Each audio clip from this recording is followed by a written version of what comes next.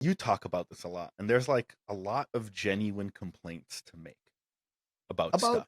About anything, Yeah. really. And so like to Like, get harped up on like some stuff when we had like Thor Love and Thunder like just destroy the character of Thor, or like Smart Hulk ugh, just like make a total ugh. just joke out of like a really really really deep story. Spill that milk, my boy. Like Spill that milk. I just really don't get it. Like this is the stuff we should be complaining about. Like we had two characters that were being built like fantastically in Those just are in great those examples. Yeah. just those two examples that I'm giving out that Mhm. just got like parodied and just like made into jokes. Like why does the MCU have this habit of setting up banger stuff and then just turning it into a joke at the end? I really hate that.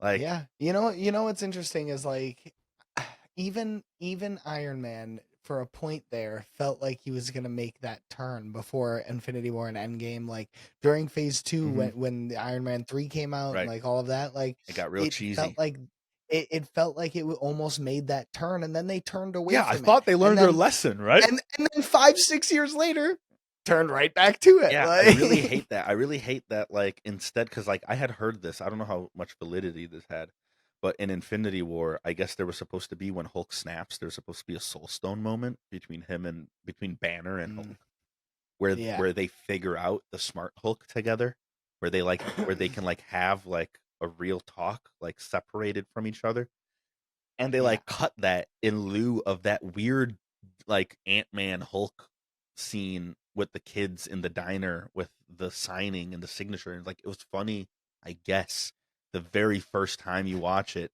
but, like, you threw away a palpable, like, beautiful, emotional piece of art that could have been put out S- for a joke. something something that I personally think Mark Ruffalo would have killed. Yeah. You know what I mean? If he would have been Yes. allowed to do a really deep inner moment there and they would have given him that space, I think he would have done You an know, amazing job here's a with it hot too. take, man. Here's a hot take. I think Thor Ragnarok might have been what ruined all of that because they did such a fantastic job mixing comedy with the Thor character.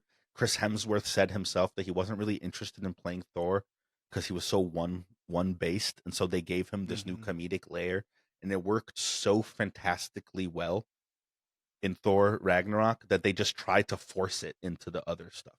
Well, guys, if you enjoyed that, thank you so much for sticking around. Please, please, please like, share, subscribe at Hosts4Hire podcast. That's Hosts4Hire with the number 4. And we will catch you guys on the next video.